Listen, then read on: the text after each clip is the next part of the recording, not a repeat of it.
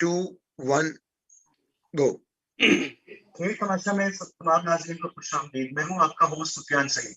आज हम Abu Dhabi में होने वाला एक बहुत ही इंपॉर्टेंट सेमीफाइनल जो कि न्यूजीलैंड और इंग्लैंड के दरमियान खेला गया, उस पर हम बात करेंगे। और आज हमारे साथ एक क्रिकेट एनालिस्ट मौजूद हैं और आप सब उनसे बड़ी स्थिति उनको जानते भी हैं। जहांजेब अहमद खान हमारे साथ मौजूद हैं।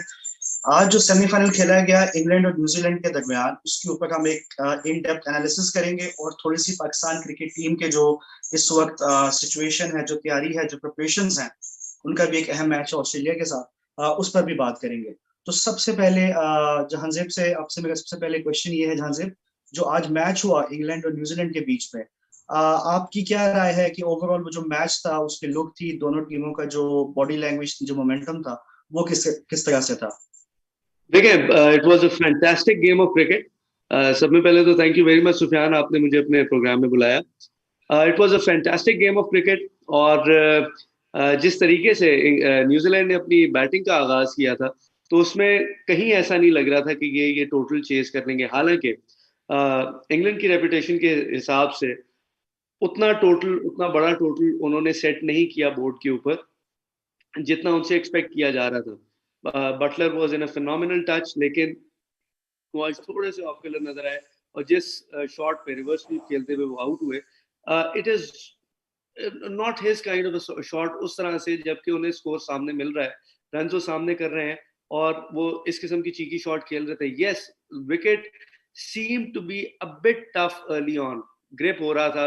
अगर हम सेकेंड इनिंग्स की बात करें तो थोड़ा सा हमें देखने में नजर आया कि बॉल ग्रिप हो रहा था और बैट्समैन को थोड़ा सा प्रॉब्लम भी हो रहा था। And the other thing was कि सेकेंड इनिंग के शुरू में जो बॉलिंग हो रही थी, स्विंग बहुत अच्छा नजर आ रहा था उसमें, जो कि फर्स्ट इनिंग में नहीं था। तो नेचुरली हवा का दबाव भी उसी हिसाब से it was affecting the play. But yes, if we talk about cricket in totality, magnificent game of cricket. It was sort of a nail biter towards the end, लेकिन hats off to the Kiwis. Initially they seemed in अच्छा pressure. Jahanzeb, हम आपको एक तो चले, जो cricket का जो एक तज्जिया है वो तो एक अपनी जगह है, वो तो हम उस पर मजीद आके बात करते हैं, लेकिन बड़ी एक इम्पोर्टेंट चीज है, 2019 का जो क्रिकेट वर्ल्ड कप था 50 ओवर्स का, उसमें हमने देखा है कि एक one of the best finals आज तक हिस्ट्री में जो क्रिकेट की वो एक हुआ। उसमें भी मुकाबला जो था आखिरी ओवर तक गया, इनफैक्ट सुपर ओवर तक गया। इंग्लैंड और न्यूजीलैंड दोनों ने बहुत अच्छा स्कोर अगर देखें तो वो सेम ही थे तकरीबन। बट आज अगर आप देखें जो ये सेमीफाइनल हुआ है, ये भी एक बिल्कुल फायर क्रैकर टाइप मैच था। और जैसे क्रिकेट में होता है, राइवलरीज हैं, ऑस्ट्रेलिया को आप देखें इंग्लैंड के साथ लोग देखते हैं। इंडिया पाकिस्तान 1 बिलियन से ज्यादा उसकी व्यूअरशिप होती है। स्पॉन्सर्स के हिसाब से भी बहुत बड़ा जो है वो एक मार्केट है, एक बहुत बड़ी चीज है वो। अब मुझे ये लगता है कि न्यूजीलैंड और इंग्लैंड का जो 2019 में जो आपस में जो मुकाबला हुआ है, उसका अब उसका जो सिलसिला है और जो राइवलरी स्टार्ट हुई है, वो ना सिर्फ व्यूअर्स के लिए, स्पॉन्सर्स के लिए भी, और जो मुख्तलिफ जो स्टेक होल्डर्स हैं क्रिकेट की गेम में, उनके लिए भी एक बहुत अच्छी डोर ओपनिंग है क्रिकेट के फरोग के लिए, क्रिकेट को आगे लेके जाने के लिए। आप इसके ऊपर आप क्या सोचते हैं? एक थर्ड प्लेयर ऐड हो गया इसमें। देखिए, एक प्रॉब्लम जो इंटरनेशनल क्रिकेट में हो रहा है वो ये है कि क्वालिटी ऑफ टीम्स जो है ना वो कम से कमतर होती जा रही है। मतलब we don't find West Indies at as it used to be. ठीक है, इवन 90s में, अर्ली 2000s में it was a very good team, a decent team, आप उसको कह सकते हैं। We had players like Brian Lara, superstars like Brian Lara. इस वक्त वेस्ट इंडीज की टीम में शायद एक ही सुपरस्टार थे, क्रिस गेल, जो कि काफी अरसे से परफॉर्म नहीं कर रहे। वो भी रिटायरमेंट ले लिया उन्होंने, और जो बड़े नाम हैं उनके 2-3 जो T20 के ऑलराउंडर्स। एग्जैक्टली। उसके बाद आप अगर साउथ अफ्रीका की टीम को देखें तो साउथ अफ्रीका की टीम के अंदर भी it's a young team all together. और क्विंटन डीकॉक, मिलर, इस किस्म के प्लेयर्स के अलावा अक्सर लोगों को उनके प्लेयर्स के नाम ही नहीं पता। कभी ऐसा हुआ है कि किसी टीम के कप्तान का नाम आपको ना पता हो? तो नॉर्मली लोगों को साउथ अफ्रीकन टीम के कप्तान का भी नहीं पता। और उनसे एक और चीज मंसूब ये है कि वो जीते या हारे, उनके एक्सप्रेशंस एक ही से रहते हैं, तो मुस्कुराते हुए उन्हें कम ही देखा जाता है। अपार्ट फ्रॉम इट, जो बाकी टीम्स हैं, even Bangladesh has not improved as it should have been. एक टीम ने इम्प्रूवमेंट बहुत दिखाई ही है। काफी पुअर परफॉर्मेंस थी, एक भी मैच वो इस टूर्नामेंट में नहीं जीते सुपर 12 का। एग्जैक्टली एक ही टीम ने परफॉर्मेंस अच्छी दिखाई है over period of short period of time, जब वो टीम बनी, और आज तक वो अफगानिस्तान है। अफगानिस्तान किसी भी टीम को टफ टाइम देने की अहलियत रखती है, और अगर 2016 का जो लास्ट T20 वर्ल्ड कप था उसके चैंपियन से वेस्ट इंडीज। वेस्ट इंडीज उस मैच में सिर्फ एक ही मैच हारा था और वो अफगानिस्तान से हारा था। जी तो एक हाँ जी, जी, इसमें मैं coming back to the match जो है, अब जरा हम थोड़ा ब्रेक डाउन करते हैं इनिंग्स के शुरू से। अब टॉस दुबई तो में, मैं यूएई में बहुत इंपॉर्टेंट है। आपका आपका जो सवाल था उसको सिर्फ मैं कंप्लीट कर दूं कि क्रिकेट की क्वालिटी कहीं ना कहीं कम होती जा रही है। उसके अंदर ये एक नई राइवलरी क्रिएट होना इज अ वंडरफुल थिंग, क्योंकि इंग्लैंड को हम पहले हमेशा एसोसिएट करते थे with Australia Ashes which is round the corner, लेकिन New Zealand and England, it is a good match, it is a good rivalry जो हम फ्यूचर में देख सकते हैं। It was a very good thought. इसमें आपको नहीं लगता कि कहीं ना कहीं थोड़ा सा एक आप कह लेंगे थोड़ा सा कंट्रोवर्सी या थोड़ा सा साजिश का एलिमेंट भी है, जहां पे आप देखते हैं बिग थ्री पिक्चर में आते हैं, आप एफटीपी जो हैं, जो स्केजुअल्स होते हैं, जो टूर्स होते हैं टीम्स के, कोशिश यही होती है इंडिया, ऑस्ट्रेलिया, इंग्लैंड एक दूसरे के साथ ज्यादा से ज्यादा क्रिकेट खेलें। उस सिनेरियो के अंदर जो छोटी टीम्स हैं और स्पेशली एसोसिएट्स जो हैं, उनको तो वो मौका ही नहीं मिलता। तो जो बड़ी तीन टीमें हैं, इंग्लैंड, ऑस्ट्रेलिया और इंडिया, कहीं ना कहीं इनकी आपस में खेलने की वजह से भी मुझे ये लगता है, या आप इस पे बेहतर बता सकते हैं कि जो बाकी टीम्स इफेक्ट हो रही हैं, और कहीं ना कहीं पे ऑब्वियसली क्रिकेट भी इफेक्ट होता है, उस पे आप क्या समझते हैं कि क्या है? देखिए, मैंने कल भी प्रोग्राम में यही बात की थी कि ये जितने भी प्लेयर्स हैं, जितनी भी टीम्स हैं, they are because of the game. So no one is beyond the game. Game से बड़ा कुछ भी नहीं है। देखने वाली बात यह है कि गेम तो इफेक्ट नहीं हो रही, और इस वक्त इस सिनेरियो के अंदर अगर कोई मुल्क है जो इस वक्त क्रिकेट को इम्प्रूव, देखें, एक चीज होती है प्रोडक्ट, प्रोडक्ट की एक लाइफ साइकिल होता है। प्रोडक्ट जब नया आता है, वो इंट्रोड्यूस होता है, ग्रोथ की तरफ जाता है, मेच्योरिटी होती है, और फिर डिक्लाइन हो जाता है। डिक्लाइन से बचाने के लिए इनोवेशन आती है, जो क्रिकेट के अंदर आई T20 की सूरत में। फिर इकोनॉमी आती है, और इस वक्त क्रिकेट की मेजर इकोनॉमी कंट्रोल कर रहा है इंडिया। क्रिकेट गंदी करने में या क्रिकेट अच्छी करने में अगर कोई किरदार अदा कर सकता है तो इट इज इंडिया। और अगर इस वर्ल्ड कप को देखें, एंड फ्रैंकली स्पीकिंग, अगर हम 2019 के वर्ल्ड कप को देखें, how India played against New Zealand, India New Zealand से जिस तरह हारा, और फिर जो इवेंचुअली इस वर्ल्ड कप में हुआ, Scotland just look like a club cricket team, Afghanistan didn't perform as it should have. तो क्रिकेट के ऊपर वो रोल इस वक्त इकोनॉमिकली जो लीडर है वो प्ले नहीं कर रहा, और बिग थ्री कहीं ना कहीं क्रिकेट को बेहतर करने के बजाय क्रिकेट को खराब कर रहे हैं। जी, तो ये तो अब तो सोचना चाहिए। लेट्स अब हम थोड़ा सा जो है ब्रेक डाउन करते हैं, जो आज का मैच है उसके ऊपर हम बात करते हैं। दुबई के अंदर ये मैच, अबू धाबी के अंदर ये मैच खेला गया। आपको पता है कि इस पूरे टूर्नामेंट में टॉस हमेशा से बड़ा फैक्टर रहा है। न्यूजीलैंड ने टॉस जीता, टॉस जीत के उन्होंने बैटिंग का फैसला किया। जो उनकी इनिंग्स थी, जो उन्होंने वहां पे बैटिंग की, शुरू में ऑब्वियसली उनको थोड़ी सी मुश्किलात का सामना था। इंग्लैंड को सॉरी उन्होंने दावत दी, और इंग्लैंड को शुरू में थोड़ा सा मुश्किलात का सामना रहा। न्यूजीलैंड के बॉलर्स ने पावर प्ले में 2-3 ओवर्स बहुत अच्छे करवाए, बट इन बिटवीन रन्स आना शुरू हो गए। What do you think, what went wrong for New Zealand during those overs के जहां पे उन्होंने वो एक्स्ट्रा रन्स लीक किए? अदरवाइज वो इससे भी कम कंटेन कर सकते थे। लेकिन सुफियान, जिस वक्त मैच हो रहा था, हम मैच देख रहे थे, मेरे कुछ दोस्त है, वहां भी साथ ही थे। उनमें से एक साहब ने कहा कि इंग्लैंड की टीम में डेप्थ बड़ी है जबरदस्त, और बॉलिंग में बड़ी जबरदस्त डेप्थ है। और अगर आप लास्ट बॉल देखें उस इनिंग्स की, तो it was a full toss on the leg stump. Reason क्या था? Dew factor was the reason. Ball grip नहीं होता ड्यू के अंदर। और न्यूजीलैंड ने भी जो ज्यादा स्कोर किया है, उन्होंने towards the end of the inning score किया है। Neesham stepped on the accelerator.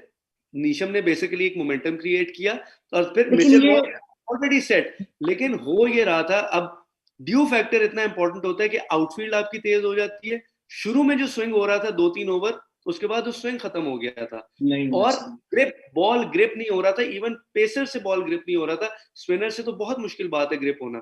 Adil Rashid को जो मार पड़ी है वो ग्रिप ना होने की वजह से पड़ी है, वेयर एज विकेट में टर्न था, इसीलिए बॉल एट टाइम्स ग्रिप हो रहा था, थोड़ा सा फंस के आ रहा था।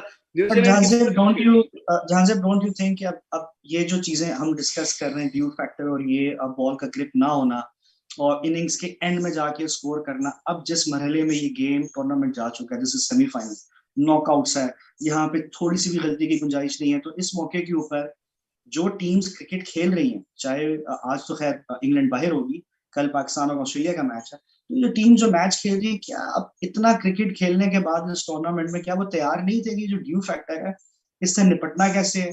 क्योंकि आज जिस तरीके से उन्होंने बॉलिंग करवाई इंग्लैंड ने, वो तो लग रहा था शायद ये उनका चौथा पांचवा मैच है इस ग्राउंड के ऊपर। वो ग्राउंड का जो ड्यू फैक्टर है और जिस तरह से बॉल टर्न हो रही थी और जो बाकी चीजें उनके एडवांटेज में जा सकती थी, वो नजर नहीं आई। सो इतनी क्या मैच प्रिपरेशन नहीं थी, या जेसन रॉय, टाइवन मिल्स के आउट होने की वजह से एक साइकोलॉजिकल प्रेशर आ गया? Exactly what went wrong for them? इस तरह के टूर्नामेंट्स में एक प्रॉब्लम होता है कि जो टीम कॉम्बिनेशन बना हुआ होता है ना, उस कॉम्बिनेशन में से एक लिंक भी आउट हो जाए ना, तो पूरी टीम की केमिस्ट्री खराब हो जाती है, क्योंकि आप फ्रॉम द डे वन एक गेम प्लान के साथ आ रहे होते हैं। बाबर आजम को इस वक्त हर शख्स, हर एक्सपर्ट क्यों इतना सराह रहा है, क्यों इतना अप्रिशिएट कर रहा है कि बाबर आजम पिछले 7 मैचेस से सेम टीम के साथ खेल रहे हैं, 2 वार्म अप मैचेस और 5 आपके ये पूल मैचेस। इन 7 मैचेस में बाबर आजम ने अपनी साइड नहीं चेंज की, उसी साइड के साथ, which means that from Pakistan he went with a plan. उनके पास प्लान था, he was very much clear about his team, his combination, और अगर वो कॉम्बिनेशन क्लिक नहीं कर रहा तो आप चेंज करते हैं। इंग्लैंड के केस में तो उनका कॉम्बिनेशन क्लिक कर रहा था, एक प्लेयर के आउट होने से पूरा जो एक चेन होती है वो कहीं ना कहीं एक प्रॉब्लम उसमें आ जाता है। This is agreed. So what do you think, जो आज man of the match Daniel Mitchell को मिला, उनके 70 ऑड रन्स के ऊपर बहुत जबरदस्त इनिंग्स खेली, जहां केन विलियमसन के एंकर बैट्समैन है वो आउट हो गए बड़ी जल्दी, एक बड़ी वियर्ड शॉट खेली थी विच इवन उनका स्टाइल भी नहीं है, गप्टिल भी जल्दी चीपली आउट हुए। तो व्हाट डू यू थिंक, वो जो परफॉर्मेंस थी, how would you rate that, और how do you see this के आगे फाइनल में जाते हुए क्या एडवांटेज है उनको, मोमेंटम में कितना फर्क आएगा? Everyone chips in. New Zealand would be going with a huge amount of confidence. जहां से वो ये मैच जीते हैं, लोग मैच देख ही रहे थे सारे, एक पॉइंट पे नहीं लग रहा था कि न्यूजीलैंड ये स्कोर चेज कर लेगा, और इवेंचुअली उन्होंने फिर जिस तरीके से ये स्कोर चेज किया, नीशम ने मोमेंटम क्रिएट किया, Mitchell was already there, he was well set, और मौके के ऊपर उन्होंने फिर बड़े स्ट्रोक्स खेले, जो वो basically he anchored the innings, he finished the innings. इससे पूरी टीम को कॉन्फिडेंस तो बहुत ज्यादा मिलेगा, इसमें कोई शक नहीं है, और उनका जो टीम कॉम्बिनेशन है वो बड़ा जबरदस्त है। लेकिन सिर्फ एक चीज देखने वाली थी, बहुत रेयर होता है कि कप्तान की बॉडी लैंग्वेज डिफरेंट हो और टीम उसके ऑपोजिट परफॉर्म कर दे। केन विलियमसन आज काफी कप्तान की बात करें, कप्तान काफी आज हमें डाउन नजर आए, तो वे जब वो बैटिंग के लिए आए हैं, जो जब कैमरा पैन हुआ, जब वो चलते हुए आए ग्राउंड में, वो फिर उसके बाद जो उन्होंने 10-12 रन 10-12 बॉल जो खेली हैं, कहीं पे भी वो कॉन्फिडेंस नजर नहीं आ रहा था, कहीं पे भी वो बैट लग ही नहीं रहा था कि जो है बॉल बैट पे वो आ रही है या वो उसको टाइम कर पा रहे हैं।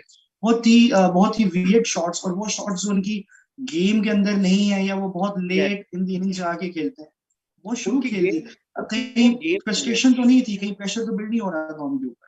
बिल्कुल हो सकता है, इसके ऊपर बिल्कुल प्रेशर हो सकता है, क्योंकि आप अपनी नेचुरल गेम से हटते ही हो सकते हैं जब आप एक प्रेशर सिचुएशन के अंदर होते हैं। और केन विलियमसन जिस शॉट पे आउट हुए, लैप स्वीप पीछे खेल रहे हैं, it's not his shot, he is a conventional orthodox beautiful batsman.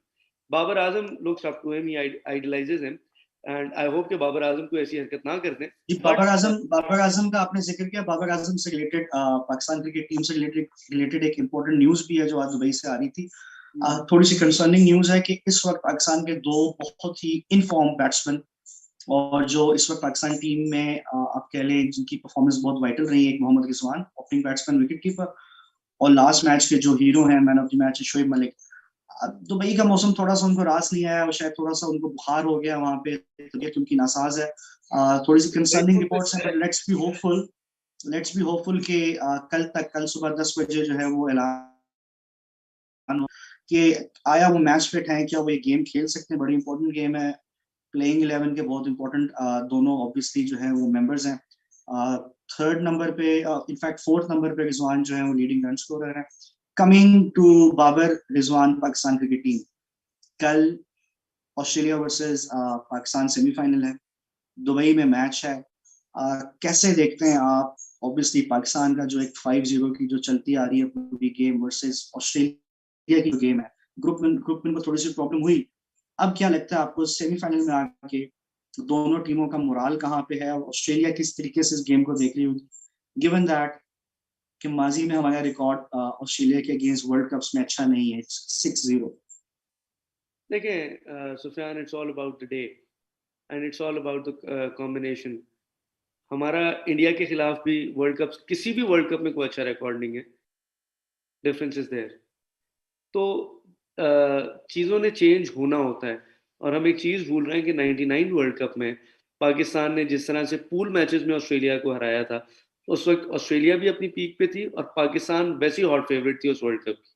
So the point is के cricket is the game of the day and 2020 में तो एनीथिंग कैन हैपन। आज हमने देखा कि 2 ओवर्स की बात थी, 2 ओवर्स में पूरी गेम चेंज हो गई। Kane Williamson, sorry Jimmy Neesham, उन्होंने 27 किया इन आई गेस 11 बॉल्स, 11 बॉल्स में, और that was the turning point. उनकी वजह से पूरी गेम का जो सिनेरियो था वो चेंज हो गया। 2 overs, 2020 is all about 2 overs.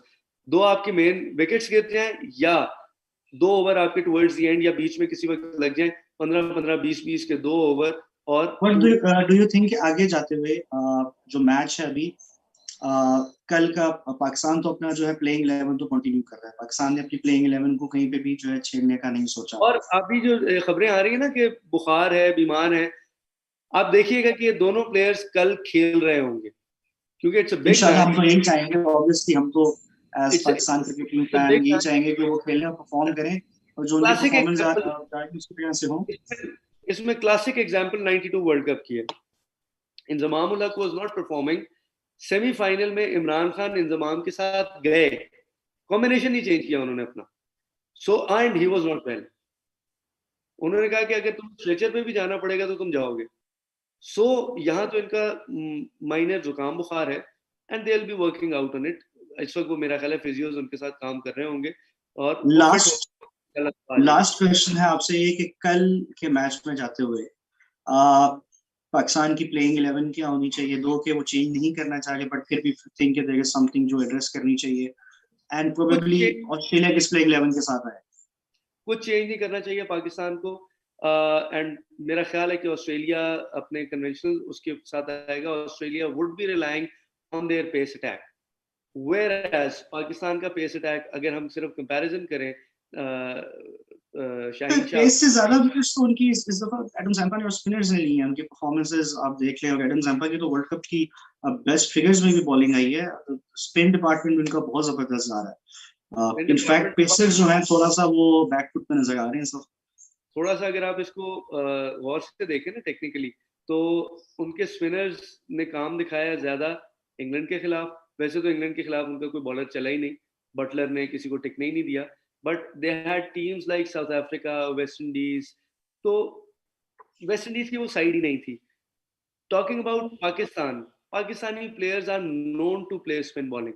What Shoaib Malik did the last night, the other night, Yes. he actually ruined their spinners. हमारा मिडिल ऑर्डर, स्पिनर्स आपके मिडिल ऑर्डर में आते हैं, और हमारा middle order is very well equipped with very well spin playing batsman. Shoaib Malik, Babar Azam से अगर हम स्टार्ट करें, ये ओपन्स दी इनिंग्स, उसके बाद आपके पास शोएब मलिक हैं, मोहम्मद हफीज हैं, Fakhar Zaman is very lethal on the leg side. अगर आप देखें जो वो वैक करते हैं, जो स्लॉग स्वीप है उनकी, it is very strong area उनका. तो हाँ, होमवर्क के साथ वो डेफिनेटली आएंगे because Australians are known for their homework, but मुझे नहीं लगता कि उनके स्पिनर्स को इतना बड़ा थ्रेट होंगे.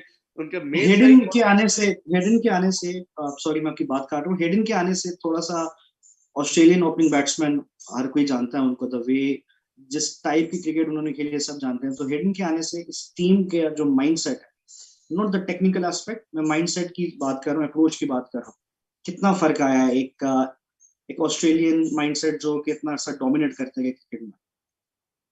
देखें, हेडन के आने से, Matthew Hayden, I am a huge fan of Matthew Hayden वैसे ही, उनके आने से एक बहुत बड़ा जो मुझे लगता है कि अच्छी चीज हुई है, जो फर्क आया है पाकिस्तानी टीम में, वो ये है कि Australian mindset, playing mindset Pakistani dressing room के अंदर आया है।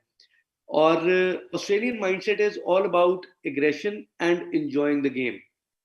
और अगर हम मैथ्यू हेडन की क्रिकेट देखें तो he was a phenomenally aggressive player. उनकी डोमिनेंस, उनकी अपीयरेंस, उनकी personality on the field, while he walk from the dressing room till the crease, till the pitch, his aura, his entire aura, his physique, everything was very dominant.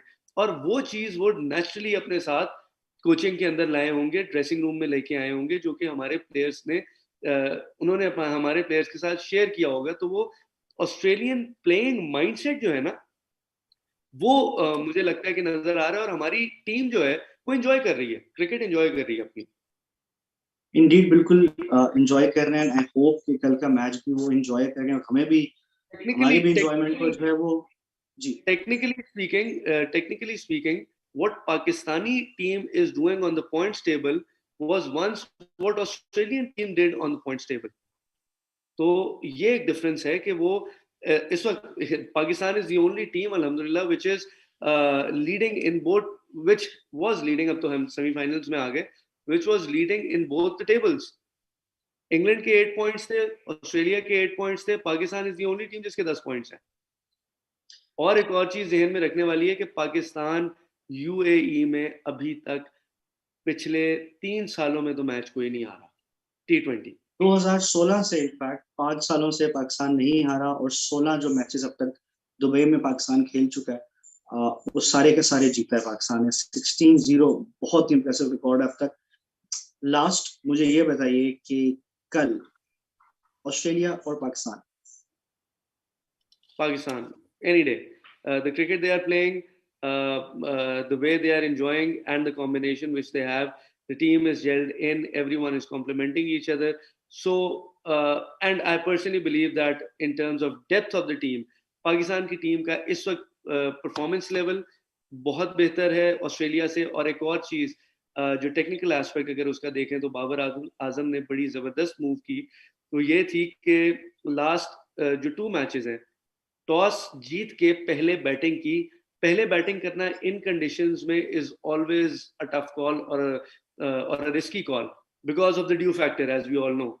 लेकिन इन 2 matches जो पिछले हमारे relatively हल्के match थे, comparatively दूसरे matches से हल्के मैचेस थे, उसमें टॉस जीत के पहले बैटिंग करना was practice for the team कि अगर गॉड फॉरबिड हम सेमीफाइनल और फाइनल में अगर टॉस हम हारते हैं तो हम बैटिंग पे भी रिलाय करें, सिर्फ बॉलिंग पे ना रिलाय करें।